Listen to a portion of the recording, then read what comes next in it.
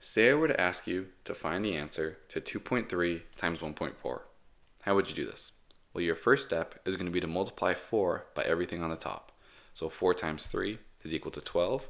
So we're going to write the 2 underneath the 4, and then we're going to carry the 1. And then 4 times 2 is going to be equal to 8, plus 1 is equal to 9. So we're going to write the 9 underneath the 2 and the 1. And then we're going to write a 0 underneath the 2, and that's going to be a placeholder. So then now we do the same thing for the 1. So 1 times 3 is equal to 3, and then 1 times 2 is equal to 2. And we can get rid of that 1 because that only applied to the 4. And then now what we can do is add everything that we have written. So 2 plus 0 is equal to 2, and then 9 plus 3 is equal to 12. So we'll write the 2 here, and then we'll carry the 1, and then 2 plus 1 is equal to 3. Now our final answer isn't 322. So we need to find where to place the decimal.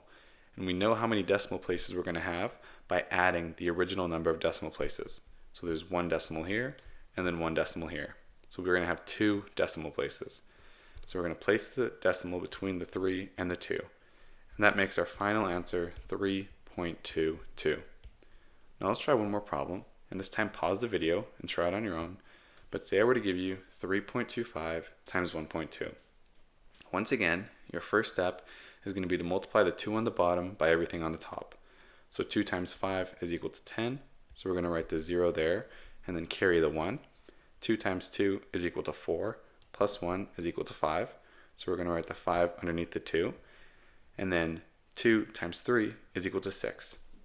So we're going to write the 6 underneath the 3.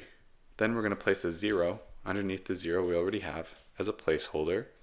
And now we can go 1 times 5 is equal to 5. And then 1 times 2, and we can forget about that 1 because that we already added that 1. So 1 times 2 is equal to 2. And then 1 times 3 is equal to 3. And so once again, now we can add everything that we've just written. So 0 plus 0 is equal to 0. 5 plus 5 is equal to 10. So we're going to write the 0 underneath, and then we're going to carry the 1. And then 6 plus 2 plus 1 is equal to 9. And then 3 plus nothing is equal to 3. And now our final answer is not 3,900. So we need to find how many decimal places we need. And so we do that once again by counting the original number of decimal places. So we have 1, 2, and 3. And that means we're going to have 3 decimal places. So we're going to put our decimal between the 3 and the 9. And that's going to make our final answer 3.900, which can also be written as 3.9.